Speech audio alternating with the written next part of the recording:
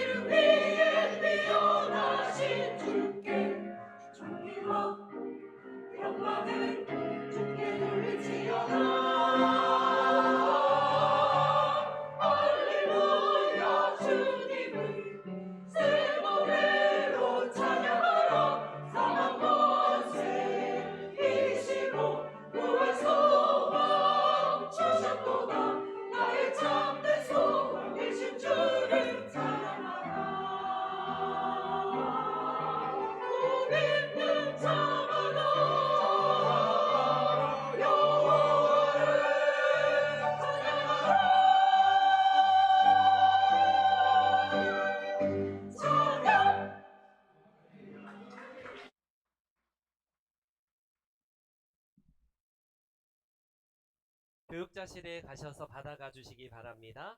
오늘 11번째 시간으로 사랑 시리즈 11번째 시간으로 사랑은 자랑하지 않습니다. 자랑하지 않기라는 제목을 가지고 함께 말씀의 은혜를 나누도록 하겠습니다. 우리말에 팔불출이라는 말이 있어요. 팔불출. 원래의 의미와 조금은 변형이 된 말입니다. 원래는 굉장히 어리석은 사람들을 일컬어서 팔불출이라고 하는데 우리나라는 8가지 유형의 사람으로 보통 팔불출이라는 말을 씁니다. 자기 자랑하는 사람, 뭐 처 자랑하는 사람, 자식 자랑하는 사람, 뭐 이런 8가지를 일컬어서 보통 팔불출이라는 말을 합니다. 천 목사는 팔불출일까요? 아닐까요? 저 잘 안 해요, 저는. 애들 안 하죠? 안 한다고 말. 네. 아니라고요? 한다고요? 네, 그렇다면 해보겠습니다. 저희 아들이 또 휴가 나왔어요. 어떤 분이 또 나오냐고 막 하는데, 앞으로 70일 남았답니다. 70일. 휴가가. 예, 휴가. 그래서 뭐 6월에도 나오고, 7월에도 나오고, 8월에 나오고, 9월인가 10월 한 달 동안 아예 또 휴가고, 그래서 휴가를 나온대요. 왜 그렇게 자주 나오냐 했더니, 뭐 체력장 하면 막 특급이래요. 그래서 어제 그걸 한번 만져봤더니 저는 막 똥배에다가 물렁살인데 오 딱딱한 인간 변기가 돼서 막 이렇게 막 우와, 돌덩이가 막 이렇게 몸에 있더라고요. 아, 그래서 저는 그런 적이 없어 봐서 운동도 많이 하고 훈련도 많이 받는구나 생각이 됩니다. 여러분, 우리는 이렇게 자기 자녀나 아내를 사랑하고 우리가 사랑하기 때문에 자랑하고 싶은 마음은 인지상정이에요. 그러지 않나요?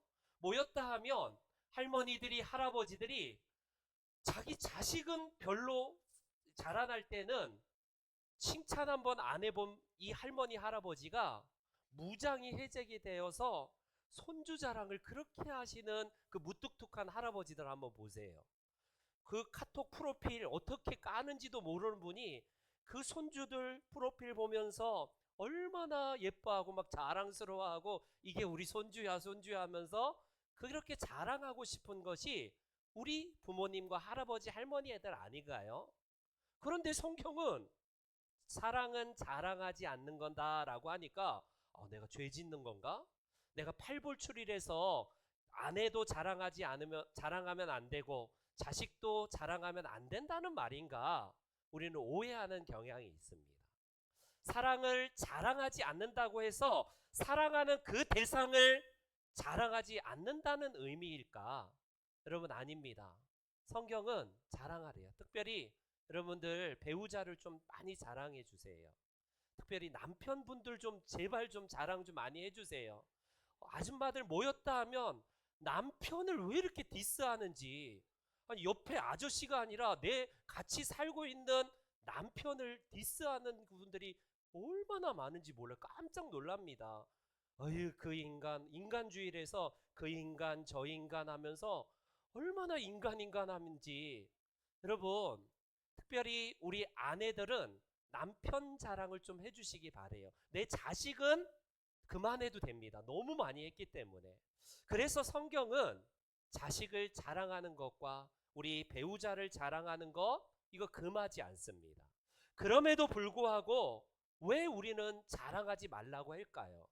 사랑하기 때문에 사랑하는 마음이 담겨져 있기 때문에 자랑하는 게 우리의 본성이고 이건 당연한 건데 왜 자랑하지 말라고 할까요? 사랑하기 때문에 우리는 자랑스러워서 우리의 자녀를 그렇게 자랑하고 싶은 거예요. 사랑하기 때문에 자랑하는 건 너무나 당연합니다. 교회가 너무너무나 사랑스럽고 교회가 너무너무 좋으면 자동적으로 자랑하는 거예요. 예수님이 너무너무 좋기 때문에 안드레가 예수님을 만난 다음에 형제인 베드로에게 가서 내가 예수님을 만났어. 저 메시아야. 빌립이 자기 친구 여러분 어떻습니까? 나다나엘에게 가서 내가 메시아를 만났어. 여러분 너무 좋으면 자랑하고 싶고 소개하고 싶고 드러내고 싶은 것은 이거는 죄가 아니에요. 당연한 겁니다. 그럼에도 불구하고 우리에게 있어서 사랑의 오늘 11번째 시간이지만 고린도 전서에서 13장에서 네 번째 특성을 사랑은 자랑하지 않는 거다라는 의미가 도대체 뭘까요? 누구나 다 인간은 심리학적으로 사람들에게 인정받고 싶어 하는 욕구는 다 조금 다르지만 누구에게나 다 있어요. 그래서 그 인정 욕구를 통하여서 우리가 조금 더 분발하기도 하고 우리의 삶에서 조금 살아갈 의미를 찾는 것은 좋은 겁니다. 그런데 사랑은 본능적으로 자랑하고자 하는 마음에도 불구하고 왜 성경은 자랑하지 않는 것이라고 말씀을 할까요? 여기서 자랑하지 말라는 진정한 의미가 뭘까요? 여러분, 저와 여러분들은 어떻게든 타락한 존재입니다. 아무리 참선을 하고 막 새벽 기도에 막 10년, 20년 한 번도 안 빠지고 돌을 닦는 성철 스님이라고 할지라도 이 땅에 타락하지 않는 존재는 아무도 없어요. 아무리 좋은 동기로 우리가 누군가를 사랑하고 그리고 그 사랑 때문에 누군가를 드러내는 것은 인지상정이지만 그 마음의 순식간에 드러내는 것이 교만으로 발전할 수 있다는 사실을 우리는 인정하셔야 돼요. 무슨 말입니까? 내가 드러낼 때에 어떤 의도가 있냐면 순수하게 100% 내 자식이 이번에 좋은 대학 갔어요. 이번에 무슨 회사에 들어가서 어떻게 했어요? 우리 애가 이번에 반에서 1등 했어요. 이거 너무나 좋은 거잖아요. 근데 그 반대급부로 어떤 마음이 드냐면 우월감이 들 수도 있다는 거예요. 그리고 그 이야기를 듣는 상대방은 와 좋겠다라고 하는데 사랑의 우리 고린도전서 3번째 특성처럼 시기심과 열등감이 또 교차할 수 있다는 이런 역학관계가 있다는 사실을 우리는 부인할 수 없습니다. 여러분, 예수님을 유혹했던 이 사탄이 뭐 가지고 유혹했냐면 다른 엉뚱한 것으로 예수님을 유혹한 게 아니라 그럴듯하게 성경 말씀으로 유혹하지 않나요? 돌을 떡으로 만들어 봐라. 발에서 너희가 뛰어내려도 네가 부딪히지 않게 하리라. 이게 다 신명기 말씀을 통하여서 예수님을 유혹했던 사단입니다. 사단은 교묘해요. 교묘합니다. 우리들에게 이 드러내고 우리가 자랑하는 걸 통하여서 어떻게 변질시키냐면 순간적으로 내가 더 낫다라는 교만이 자리할 수 있으며 무엇보다도 내 우월감을 통하여서 상대방을 더욱더 우리가 누르고 있는 그런 모습일 수도 있다는 겁니다. 자랑이라는 결국 어떤 겁니까? 내게 있어서 이 자랑하지 말라는 의미는 오늘 우리들에게 자꾸 과시와 자꾸 포장된 인생으로 살아가는 모습을 보여요. 교회에서 자랑하기 위해서 어떻게 과장합니까? 좋으면 신앙이 좋다라는 걸 드러내면 드러낼수록 큰 성경책을 드러내고 하면서 기도도 전지전능하시고 미사여구 써가면서 그래야지만이 자꾸 뭔가 포장이 되고 과시하는 걸 통해서 야, 저 사람 믿음 좋다라고 하는 듯이 우리가 그런 것에 신앙적인 것도 우리가 덧칠이 될 수 있다는 겁니다. 한국 사회는 정말 유달리 외모와 명품에 목을 거는 민족이 우리나라인 것 같아요. 우리나라 성형수술이 1위라고 하잖아요. 세계에서. 왜 이렇게 성형수술이 발달될까? 그만큼 많이 한다는 증거예요. 수술은 많이 하면 할수록 늘게 되지 않습니까? 우리나라 해외에서 우리나라를 찾을 만큼 명소가 될 만큼 한국 사회는 성형 아예 그냥 천국이 됩니다. 연예인들 중에 거의 찾아볼 수 없어요. 순수 미인, 그냥 자연 미인은 거의 없다라고 하지 않나요? 제가 뭐 오해할 수도 있지만 우리 신병중앙교회 여성도님들 중에 안 하신 분을 한번 우리 집사람만 안 한 것 같네요. 저 보니까 안 했네요. 여러분 어떻습니까? 수술을 통해서 내가 어떤 교정을 하고 더 예뻐지는 건 본성이에요. 그게 뭐가 잘못이냐? 잘못 아닙니다. 더 아름다워지고자 하는 그것이 우리의 본성이기 때문에 그러해요. 근데 문제는 뭐냐? 내 삶을 살지 못해요. 그 삶에 만족하지 못하고 결과적으로 남의 평판에 따라서 휘둘리면서 살아갈 수밖에 없는 것이 우리들의 모습이라면 이것 또한 바로 과시하고 내가 드러내고자 하는 그 속에 동기가 무엇이냐라는 겁니다. 여러분 명품이나 값비싼 것을 통해서 나 자신을 만족시키려는 인간의 본능들도 있을 거예요. 보세요. 인간이 타고 다니는 자동차는 내 그냥 수준에 맞게 타면 되는데 더 과시하고자 하면 더 큰 차, 더 좋은 차. 그래서 사람들에게 보라는 식으로 너무나 카푸어들이 많은 걸 보게 되지 않습니까? 너무나 정말 과분하게 그 명품을 들고 다니고 입고 다니는 그 이유가 자기 만족에 있다면 감사하지만 그걸 통해서 내가 명품으로 사람들에게 과시하거나 나 자신을 보상받으려고 하는 마음이 자리한다면 그 인생을 살지 못해요. 자기 인생을 살지 못합니다. 늘 그렇다가 또 자기보다 더 나은 사람들 앞에 또 열등감을 느끼게 되고 더 과시하고자 더 포장하고자 하는 것이 자기 확신이 부족한 사람들의 모습이라고 할 수 있습니다. 그러므로 성경에서 자랑하지 말라라는 이 의미는 과시하지 말라, 부풀리지 말라, 포장하지 말라라는 의미와 똑같을 수 있어요. 그 가운데에 사랑은이라는 이 사랑은 연결한다면 달리 말하면 사랑을 베풀 때에 그 사실을 떠벌리거나 우리가 봉사할 때에 내가 더 인정받고자 하는 마음으로 하는 것을 하지 말라라는 의미입니다. 예수님 시대에 특별히 유대인들의 그 아주 그냥 종교적인 계율 중에 대표적인 게 뭐냐면 자선행위, 구제하는 것과 기도하는 것과 금식하는 것은 이건 필수예요, 필수. 그런데 대개 그렇듯이 인간은 그게 제도화되기 시작하면 점점 더 과시하기 시작합니다. 기도할 때에 너희는 조용히 골방에서 기도하라는 예수님의 말씀과 달리 나는 기도합니다라고 하면서 서서 길거리에서 더 달을 보라고 과시하는 사람들이 바리새인들 아닙니까? 구제할 때도 나팔을 불지 말라라는 의미가 뭐예요? 내가 진짜 순수한 마음에서 이걸 정말 구제한다라는 마음이면 안 하려도 상관없어요. 저희 교회가 한 달에 한 번씩 우리가 어려운 이웃과 또 NGO 단체나 어려운 교회나 이런 곳으로 사랑의 물결을 흘려보내요.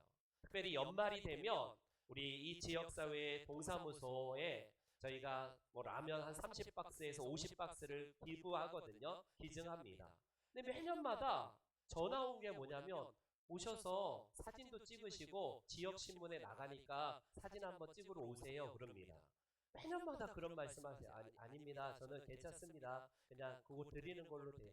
그러면 또 다음 매년에 또 아마 우리가 올해 말에 또 이렇게 기증하면 그게 꼭 의뢰이기 때문에 오셔서 사진 촬영하시고 라면 50박스에서 지역신문에 나가야 됩니다. 이런 말씀을 하시더라고요. 어떤 의도에서 하는지는 압니다. 그럼에도 불구하고 예수님의 말씀처럼 구제할 때에 외식하는 것처럼 그게 목적이 되어서 사람들에게 알리기 위해서 하는 것이라면 이거는 진정한 사랑이 아니고 진정한 구제가 아니라는 겁니다. 바리새인들이 그렇게 하는 것처럼 우리 사랑을 베풀고 기도도 그런 식으로 하고 구제를 그런 식으로 하는 것에 대한 말씀이 그 당시 1세기의 모습처럼 오늘 우리도 그럴 수 있다라는 겁니다. 우리는 너무 연약하여서 사랑을 베풀 때에 순수하게 아무도 알리지 아니하고 은밀하게 조용히 하는 것보다는 기왕 내가 이렇게 하는 건데 사람들도 알아주면 뭐 금상첨화 아니냐. 누이 좋고 매부 좋고 뭐 이거는 꽉 먹고 알 먹고라고 해서 이건 다 좋은 건데 라는 말을 우리는 흔히 해요. 그러나 우리는 못된 심보가 뭐냐면 내가 누군가가 나를 알아준 만큼만 나는 사랑하겠다. 내가 누군가가 나를 인정한 만큼만 나는 구제하고 봉사하고 그렇게 사랑을 베풀겠다. 이게 인간의 본성이에요.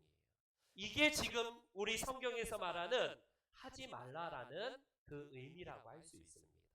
예수님 당시에 여러분 어렸을 때부터 모든 율법을 다 지켰던 거의 넘사벽의 완벽한 청년이 있습니다.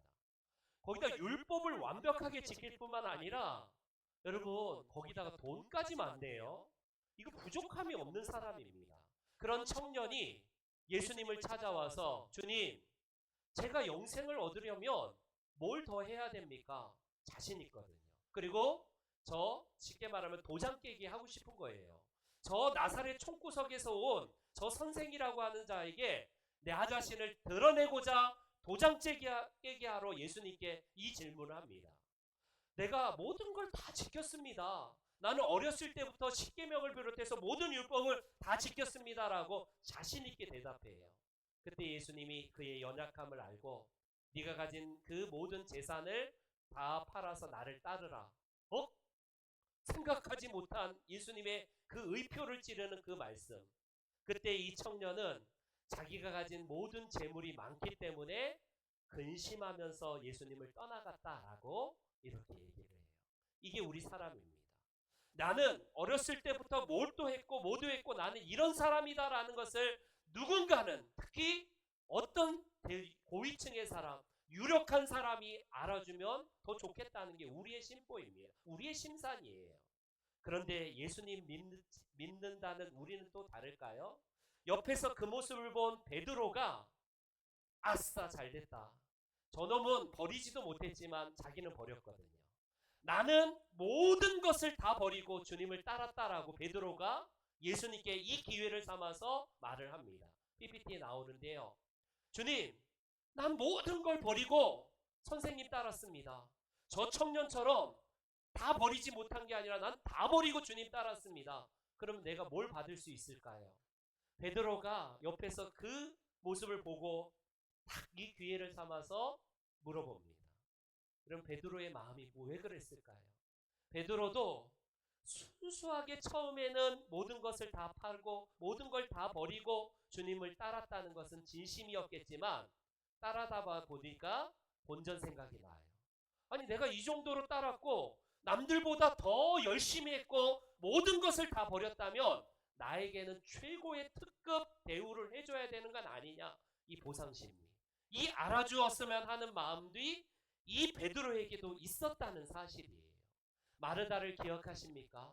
마리아의 언니, 마리아의 언니. 그 마르다가 사는 그 고장에 예수님 일행이 그 집을 방문합니다. 그런데 마르다가 예수님이 오실 때의 음식 대접과 손님 맞을 준비하느라고 너무 동분서주예요. 너무 바쁩니다. 그런데 그 당시 관례를 깨고 여동생인 마리아가 예수님의 발 앞에 앉아서 예수님의 말씀을 경청하고 있네요. 얼마나 속에서 부화가 나는지 자기는 이거 하랴 저거 하랴 막 바빠 죽겠는데 동생이 그런 거 하고 있어요.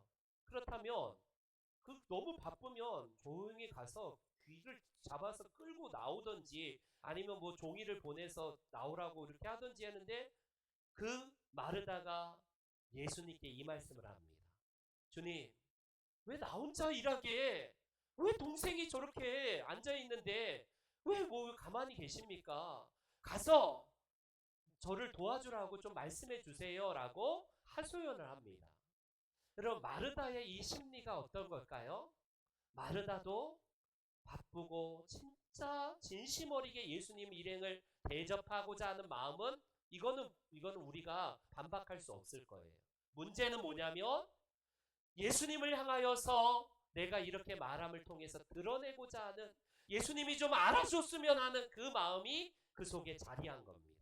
우리는 대개 우리 문화를 보면서 아 마르다를 혼냈구나. 마리아처럼 예수님 말씀 듣는 게 최고래서 부엌 봉사하지도 말고 교회에서 말씀 잘 듣는 거나 이렇게 우리가 적용하면 안 돼요. 1세기로 돌아가면 누가 잘한 거냐면 마리아는 그 당시 금기입니다. 남성들 사이에 남성들만 말씀을 들을 수 있는 특권을 그느녀는 과감하게 그 말씀을 들었다는 겁니다. 보통 당시 여성들에게는 배우는 것이 허락되지 않았어요. 그리고 손님을 맞이하는 미덕이 가장 첫 번째입니다. 그러니 그 집 손님이고 마리아는 가장 먼저 손님 준비를 하는 게 그 당시 미덕이고 최고의 으뜸가는 이게 바로 덕목인데 이 모든 관례를 깬 거예요. 그런데 예수님이 마르다를 혼내는 의미에서 말씀한 게 아니라 마르다야 마르다야 네가 지금 너무 분주하지만 한 가지만 하는 것으로 족하단다. 그러면서 그녀가 예수님이 알아줬으면 하는 자기가 지금 이렇게 한다는 사실을 드러내고자 하는 그 마음을 지금 달래고 있다라는 사실입니다. 여러분 주님은 네가 자선을 베풀 때에 오른손이 한 것을 왼손이 모르게 하라. 오른손과 왼손이 뭐 별개의 부분입니까? 우리 한 지체로서 다 아는 부분인데 이 말씀이 곧 사랑을 드러내고 하지 마라. 기도나 우리가 자선이나 봉사나 누군가를 용서하는 것과 뭔가를 할 때에 자랑하면서 드러내면서 과시하면서 하면 안 된다는 말씀과 동일한 거예요. 이 말씀을 한 이 고린도 전서는 어떤 교회입니까? 고린도 교회는 그 당시 어마어마한 대도, 인천처럼 엄청난 대도시입니다. 1세기에 이 그리스 지역의 바로 고린도는요 60만 명이에요. 1세기에 60만 명이면 엄청난 서울과 같은 대도시입니다. 그 대도시에 그리스 철학, 헬라 철학의 본산이고 지혜가 완전히 필라소피, 이게 지혜를 사랑한다라는 의미 아닙니까? 지혜가 완전히 총화된 도시가 고린도 지역이에요. 근데 이 고린도 교회에 복음이 들어갔습니다. 교회가 생겼어요. 그런데 그 교회에서 결국 이전에 자랑했던 지식, 지혜, 이런 자랑들이 교회 안에 여전히 즐비하네요. 여러분, 오늘날로 말하면 이전에 예수님을 만나기 전에 나는 무슨 당이니 무슨 파니 어디 진보니 우파니 좌파니 이렇게 열심히 열정적으로 추구했던 분들이 교회까지 와서 복음을 들었음에도 불구하고 똑같이 그렇게 하고 있는 모습과 똑같은 거예요. 사도 바울은 저들이 왜 세상의 지혜를 가지고 할까라고 해서 고린도전서 2장에 보면 이런 말씀을 합니다. 형제들아, 내가 너희에게 나아가 하나님의 증거를 전할 때에 사람의 지혜와 말의 아름다운 것으로 하지 않는다. 그 당시 웅병술이 발달되고 최고의 인간 필라소피, 이 철학과 지혜가 가득한 그 도시에서 나 그걸로 하지 않는다. 나는 십자가에 못 박히신 것 외에는 아무것도 알지 아니하기로 작정했다. 너희들이 그렇게 자랑하는 세상의 지혜, 왜 그걸 가지고 자랑을 하느냐, 이 말입니다. 계속해서 4절, 5절, 6절에 보니까 사도 바울은 내가 지혜의 말로 하지 아니하고 너희가 사람의 지혜에 있지 않는다. 이 세상의 지혜가 아니고 또 이 세상에 없어질 통치자들, 정치인들, 경제인들의 그 지혜가 아니다라고 사도 바울은 이 지혜를 자랑하는 교인들을 향해서 말을 하는 겁니다. 지혜를 자랑하던 교회는 결과적으로 교회 안에서도 뿔뿔이 분당이 됩니다. 나는 개바파다, 나는 바울파다, 나는 아볼로파다, 심지어 나는 예수파다 하면서 파당을 만들면서 서로 자기가 가진 지혜, 자기가 가진 최고의 덕목이 이거다라고 교회 안에서 싸우고 있대요. 여전히 교회 안에서 무슨 파니 무슨 당이니 민주당이니 국민의힘이니 어쩌느니 하면서 그걸 가지고 서로 당파 싸움한 것과 똑같이 1세기 고린도 교회가 그렇다는 거예요. 그런데 그들의 지혜뿐만 아니라 그들은 뭘 더 자랑하냐면 은사까지도 자랑합니다. 여러분, 얼마나 사단이 교묘하냐면 기도를, 이 종교적인 행태를 가지고 교회에 결국 분리를 시키고 어려움을 주는 것을 볼 수 있습니다. 은사가 왜 나빠요? 여러분, 고린도 교회는 어떤 교회들보다 가장 많은 은사를 받은 교회였습니다. 그런데 그 중에 여러분 어떤 은사를 자랑했을까요? 한국교회에서 설문조사할 때 여러분들에게 설문조사할 때 가장 받고 싶은 은사가 어떤 은사입니까? 라고 질문할 때 1등이 뭔지 아세요? 방언의 은사입니다. 아, 나도 방언의 은사 좀 받아봤으면 좋겠다. 아, 나도 좀 방언을 통해서 나도 좀 기도도 했으면 좋겠다. 이게 우리나라도 1위예요. 고린도 교회도 뭘 자랑하냐면 나는 신령하고 나는 방언을 통해서 기도하는 자야. 내가 너보다 더 신실한 자야 라는 걸 드러내고 있습니다. 사도 바울은 이 모습을 보면서 고린도전서 12장에 의도적으로 방언을 제일 밑으로 내려버립니다. 방언하는 것과 그 방언을 말하는 것을 가장 마지막으로 처리합니다. 그리고 14장에서 이 방언의 자랑을 다시 정리하면서 그 방언, 너희들이 1만 마디 방언으로 하는 것보다 차라리 5마디 알아들을 수 있는 말로 사랑의 마음으로 섬기는 게 더 낫다라고 정리하고 있습니다. 여러분, 바로 그러해요. 고린도 교회나 오늘날 우리 신명중앙교회나 종교적인 이 행태가 자랑의 근거가 되어서 내가 더 잘 믿는다, 내가 더 너보다 더 100점짜리 나는 신자다라는 것을 우월감으로 드러내는 그런 모습이었다는 사실입니다. 이게 바로 사단이 우리들에게 교묘하게 우리를 향해서 열심히 하지 못하게 하는 게 아니라 열심히 해. 너 열심히 봉사하고 열심히 사랑하고 열심히 섬기고 해.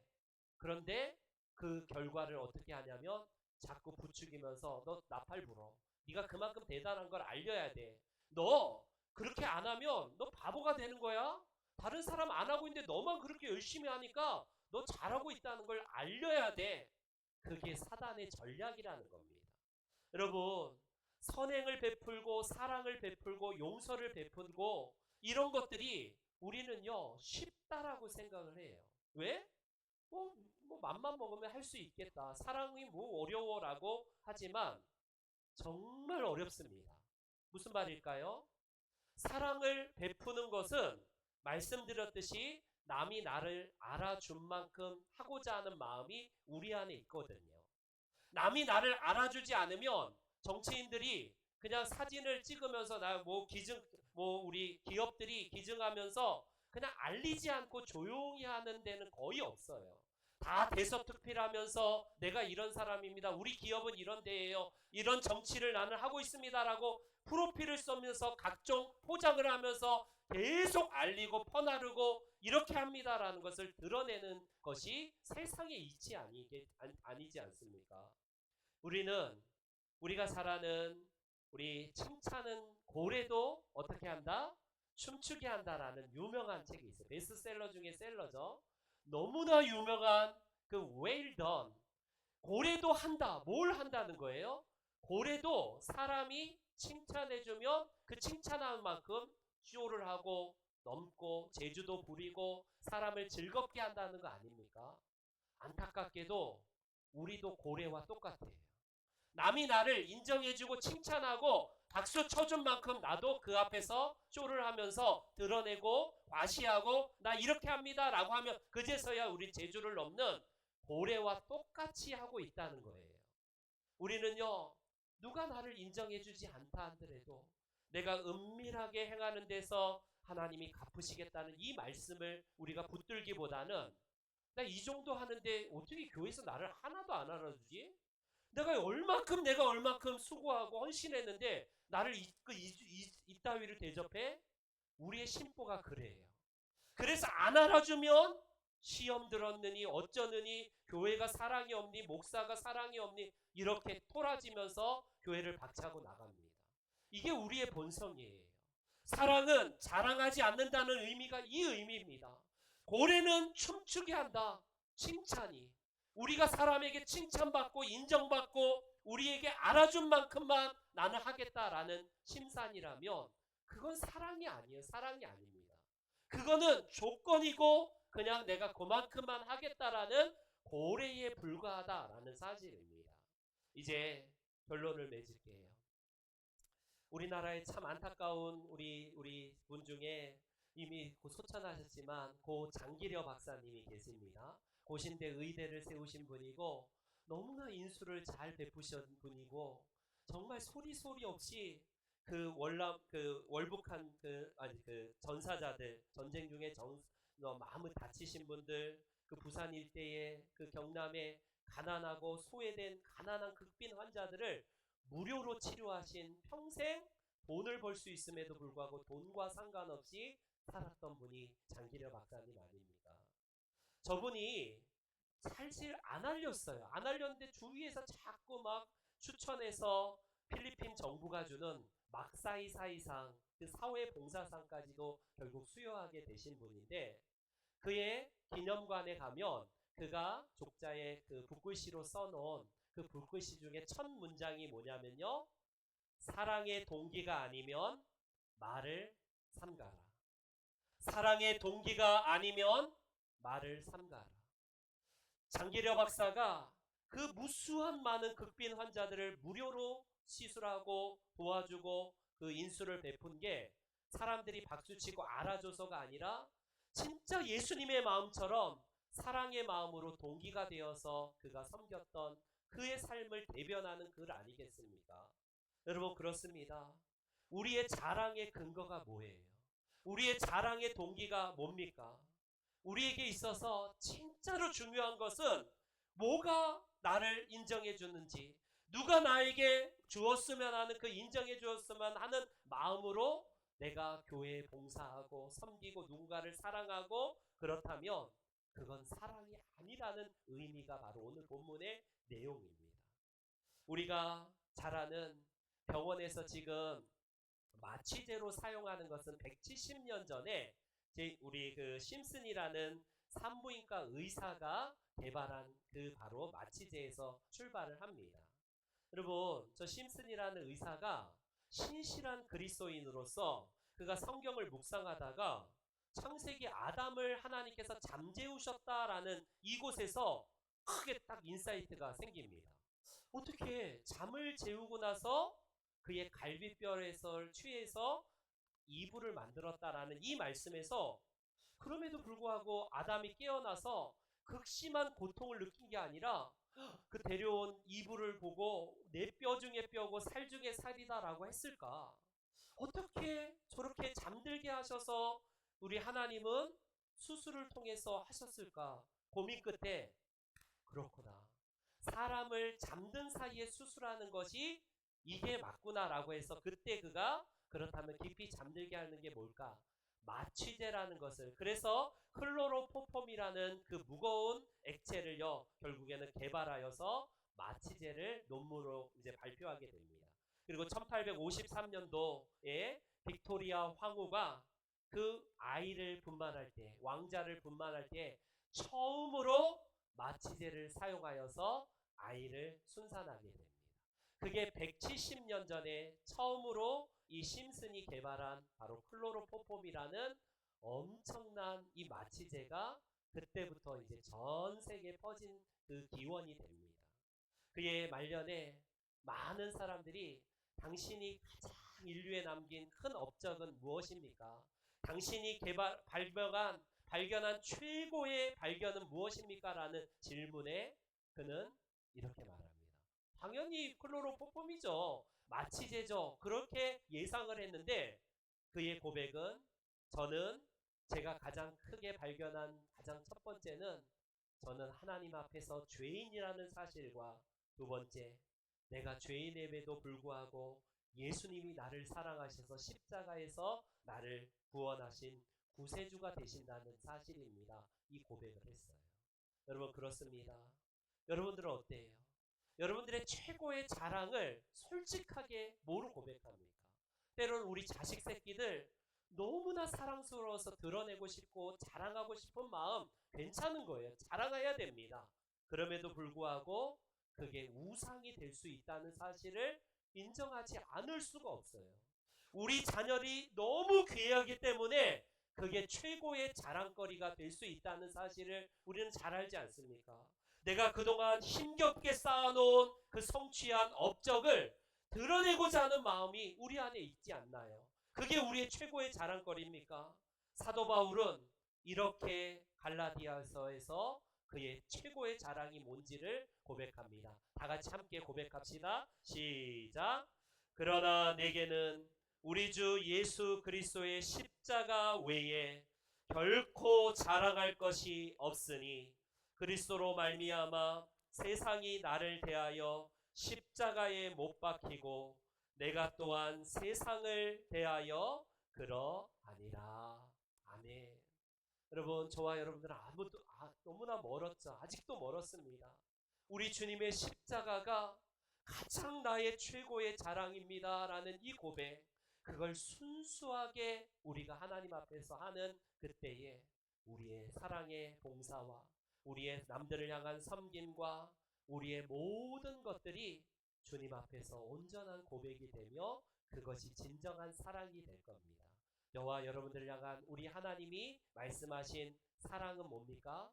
사랑은 자랑하지 아니하고 그렇게 우리가 실천하는 사랑을 우리 모든 성도님들 하시기를 주의 이름으로 축원합니다. 아멘. 다 같이 일어나셔서 사랑은 언제나 1절과 후렴 우리 찬송 드리겠습니다.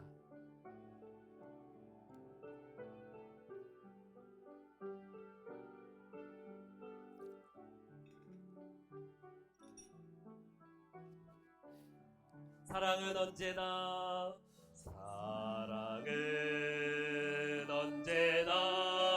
오래 참고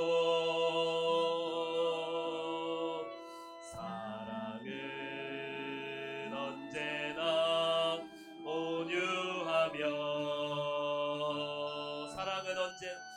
사랑은 시기하지 않으며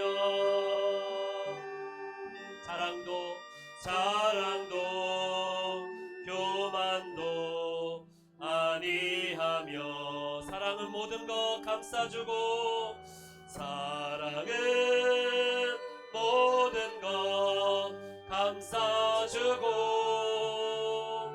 바라고 믿고 믿고 참아내며 사랑은 영원토록 변함없네. 믿음과 소망과 사랑은 이 세상 끝까지 영원하며 믿음과 소망과 사랑 중에 그 중에 제일은 사랑이라. 우리 기도합시다. 오늘도 사랑은 자랑하지 않는 것이라고 합니다. 여러분들의 섬김과 봉사와 이웃을 사랑하고 우리 주님의 교회를 섬기는 것이 드러내고자 하고 누군가 알아주었으면 하는 마음에서입니까? 남들이 알아주는 만큼만 내가 하겠다는 보상심리와 그런 거래로 변질되지는 않았는지요? 주님, 사람이 안 알아주기 때문에 지금 시험에 들어있고 그것을 포기한 채 우리는 살아가고 있지는 않은지 오늘 말씀 붙들고 하나님 주님의 그 사랑을 다시 회복시켜 달라고 우리 기도하며 나아가겠습니다. 기도합니다. 하나님, 오늘도 주님의 말씀으로 우리에게 말씀하여 주시는 이 말씀을 붙듭니다. 오늘도 주님의 그 십자가에 아로사겨진 그 사랑을 붙들고 나아갈 때에 우리 안에서 하나님의 그 마음이 부어지게 하여 주심으로 하나님 진정한 사랑의 실천이 우리 가운데에 이루어질 수 있도록 도와주시옵소서. 남이 알아준 만큼 인정한 만큼 우쭐대고 드러내고 과시하는 사랑이 아니라 주님의 그 사랑처럼 이 사랑을 우리가 실천하는 주의 백성들 되게 도와주옵소서. 그리함으로 말미암아 주님처럼 아버지와 하나님의 나라를 향하여서 나아가는 자들 되게 하여 주옵시고 오늘도 주님 앞에서 우리의 사랑의 변질이 아니라 진정한 사랑으로 붙들고 나아가는 삶이 되게 하여 주시기를 원합니다. 하나님, 이 사랑을 관념적으로만이 아니라 실천하고 순종하고 우리가 하나님 앞의 말씀으로 붙드는 귀한 사랑이 될 수 있도록 인도하여 주시옵소서. 주님, 그 사랑이 새가 돼도 하나님 변치 않는 그 사랑으로 살아갈 수 있도록 하여 주시고 날마다 이 귀한 은혜 가운데 거하는 저희들의 삶이 되게 도와주시옵소서. 이 사랑 가운데에 오늘 우리를 사랑하신 그 사랑을 닮아서 날마다 나아가는 저희들의 삶이 되게 하여 주시옵소서. 이 귀한 은혜와 이 놀라운 사랑을 또 한 주간 살면서 드러내며 아버지와 나아가는 저희들 되게 도와주시옵소서. 주님 감사합니다. 주님 감사합니다. 주님, 우리의 사랑이 얼마나 계산적이고 이기적인 사랑인지요. 남들이 알아주어야지만이 그제서야 움직이고 남들이 인정해줘야지만이 그제서야 우쭐대면서 과시하는 우리의 이 계산적인 모습들 주님 불쌍히 여겨 주옵소서. 사랑은 자랑하지 않는 것이라고 하신 이 말씀 붙들고 사랑이 동기가 되어서 우리가 하지 않는다면 침묵하며 그 말을 삼가는 지혜와 우리들의 모습들을 있게 하여 주시옵소서. 이제는 우리에게 사랑이 순수하게 동기가 되셔서 이 땅에 오시고 섬기셨던 우리 구주 예수 그리스도의 크신 은혜와 이 사랑으로 말미암아 아들까지 우리에게 주신 성부 하나님의 만극하신 사랑하심과 성령의 내주교통 충만 인도하심이 사랑은 자랑하지 아니하고 주님의 그 사랑으로 온전히 섬기며 사랑하며 봉사하기를 소망하는 우리 모든 성도님들 머리머리 위에 이제로부터 영원토록 항상 함께 있을지어다. 아멘. 아멘.